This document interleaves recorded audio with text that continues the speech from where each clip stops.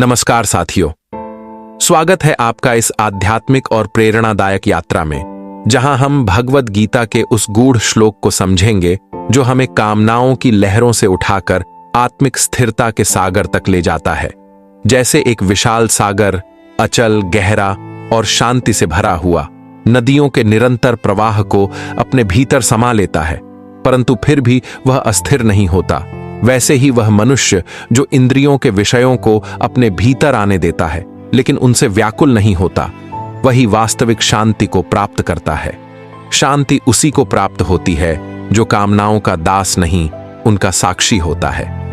आज की इस भागदौड़ भरी दुनिया में, जहां हर दिशा से लालसा, अपेक्षाएं और इच्छाएं हम पर टूटती हैं, यह श्लोक एक दिव्य उत्तर बनकर हमारे सामने आता है।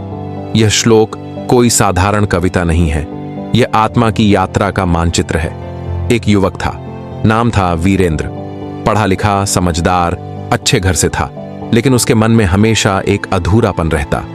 वह बहुत कुछ पाना चाहता था, बड़ा घर, बड़ी गाड़ी, प्रसिद्धि और लोगों की वाहवाही। उसका जीवन एक नदी बन चुका था जो लगातार किसी विशाल सागर की तलाश में बह रही थी, पर जिस रास्ते से वह बह रहा था वहां केवल प्यास थी।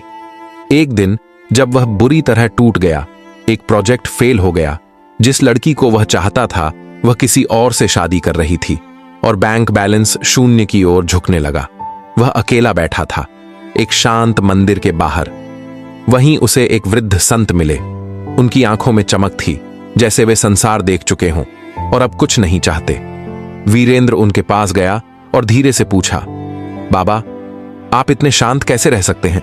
जब मेरी दुनिया उजड़ रही है तब आपकी आंखों में यह सागर सी शांति कैसे? संत मुस्कुराए। वे बोले, क्या तुमने कभी समुद्र को देखा है?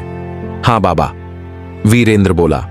वो विशाल, अथाह और अनगिनत नदियां उसमें मिलती हैं, लेकिन वह उफनता नहीं। यही है स्थिर बुद्धि, संत बोले। भगवद गीता में भगवान श्री कृष्ण ने यही कहा है। संत ने उसी क्षण यह श्लोक दोहराया, आपूर्यमाणम चल प्रतिष्ठम समुद्रमापः प्रविशन्ति यद्वत् तद्वत् कामायम प्रविशन्ति सर्वे स शान्तिमाप्नोति न काम कामी। मनुष्य की कामनाएं भी नदियों जैसी हैं, हर रोज कुछ नया चाहिए, कभी प्रसिद्धि, कभी पैसा, कभी प्रेम, कभी प्रतिष्ठा। लेकिन जो इन सबको आते जाते देखता है, उन्हें अपनाता नहीं, वही समुद्र बनता है, वही स्थिर बुद्धि का धनी होता है। वीरेंद्र उस दिन कुछ नहीं बोला, लेकिन उसके भीतर कुछ टूट गया और कुछ बन गया। वह लौट कर गया और उसने खुद से पूछना शुरू किया, क्या मैं जी रहा हूं या बस भाग रहा हूं? वह हर दिन ध्यान करने लगा। एक नोटबुक बनाई जिसमें वह हर रोज अपनी इच्छाएं लिखता। जैसे जैसे दिन बीतते गए उसकी इच्छाएं कम होती गईं और आत्मा का संगीत सुनाई देने लगा। धीरे धीरे उसे समझ आया कि इच्छाएं बुरी नहीं होती, लेकिन उनका दास बन जाना दुख का मूल है। वह अब भी पैसे कमाता था, रिश्ते निभाता था, परंतु अब वह चाहने वाला नहीं था, वह देखने वाला बन गया था। एक दिन उसी मंदिर में जाकर वह वृद्ध संत के चरणों में गिर गया और बोला, मैं अब शांति को समझ गया हूं बाबा, अब मैं दौड़ता नहीं, अब मैं देखता हूं। संत ने मुस्कुराकर कहा, अब तू तैयार है, क्योंकि अब तेरे भीतर सागर है, नदी नहीं। कहानी तो यहीं समाप्त हो सकती थी, पर यह सिर्फ एक व्यक्ति की नहीं, हम सब की कहानी है। हर दिन हम कामनाओं से भरे रहते हैं। सोशल मीडिया पर स्क्रॉल करते हुए हमें लगता है, वो देखो उसके पास गाड़ी है, उसके पास खूबसूरत जीवन है, और हमारी इच्छाओं की नदी और तेज बहने लगती है। पर हम भूल जाते हैं, वो व्यक्ति जो भीतर से संतुष्ट है, वह चाहे किसी झोपड़ी में रहे या महल में, उसकी मुस्कान स्थिर होती है। इस स्थिरता को पाने के लिए केवल एक चीज चाहिए, साक्षी भाव।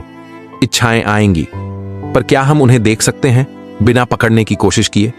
इस श्लोक में भगवान श्री कृष्ण यही कहते हैं, इच्छाएं सागर में नदियों की तरह आएंगी, तुम उन्हें बहने दो, पर स्वयं अचल रहो। जब तुम यही अभ्यास करते हो, तब धीरे धीरे बुद्धि स्थिर होती है। क्या आप जानते हैं क्यों बहुत से लोग सफल होकर भी दुखी रहते हैं? क्योंकि उनकी आत्मा भूखी रहती है और इच्छाओं की आग में वे हर दिन जलते हैं। पर जिस दिन आप इस श्लोक को जीना शुरू कर देते हैं, आप समझ जाते हैं कि कामनाओं का अंत नहीं है, पर उनसे ऊपर उठकर जीना संभव है। यही कारण है कि आर्षि मुनि शांत रहते थे। यही कारण है कि संत जो कुछ नहीं रखते सब कुछ पा लेते हैं, क्योंकि वे कामनाओं के दास नहीं, साक्षी होते हैं। अब जरा कल्पना कीजिए, एक व्यक्ति जो सुबह उठता है बिना किसी डर के, बिना किसी तड़प के, न कोई लालसा न कोई दुख, केवल कृतज्ञता और साक्षी भाव के साथ वह जीवन जीता है जैसे कमल पानी में रहकर भी पानी से अछूता। उसके मित्र पूछते हैं, तू इतना शांत कैसे रहता है? वह मुस्कुराता है और कहता है, क्योंकि अब मैं कामनाओं से ऊपर उठ चुका हूं। अब मैं केवल देखता हूं, बहता नहीं। आपका मन एक समंदर बन सकता है। इसके लिए जरूरत नहीं कि आप साधु बने या दुनिया छोड़ें। बस इतना कीजिए, हर इच्छा को आते हुए देखिए और उससे पूछिए, क्या तू मेरे जीवन का सार है या तू भी बस एक नदी है जो बहकर निकल जाएगी? आप देखेंगे हर इच्छा अपना जवाब खुद दे देगी।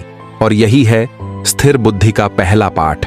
भगवद गीता के इस श्लोक में न केवल आत्मा की शांति है, बल्कि आत्मा की शक्ति भी छुपी है। सत्य यह है कि हम सभी के भीतर वह सागर है, पर हम उसे भूल गए हैं। अब समय है उस सागर को फिर से पहचानने का।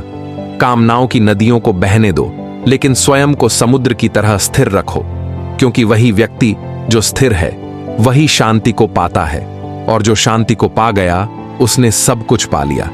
तो साथियों, क्या अब आप तैयार हैं अपनी इच्छाओं की नदी को बहने देने के लिए और अपने भीतर उस अचल सागर को खोजने के लिए? याद रखिए, इच्छाएं आएंगी जाएंगी, पर यदि आप स्थिर रहें तो आप सब कुछ पा सकते हैं। अगर यह कहानी आपके हृदय को छू गई हो तो इस वीडियो को लाइक करें, अपने मित्रों के साथ साझा करें और चैनल को जरूर सब्सक्राइब करें, ताकि आप जीवन को भीतर से देखने वाली और भी ऐसी प्रेरणात्मक कहानियां मिस न करें। धन्यवाद। और हां, अगली बार जब कोई इच्छा आए तो बस मुस्कुराकर कहिए, मैं तुझसे बड़ा हूं। जय श्री कृष्ण।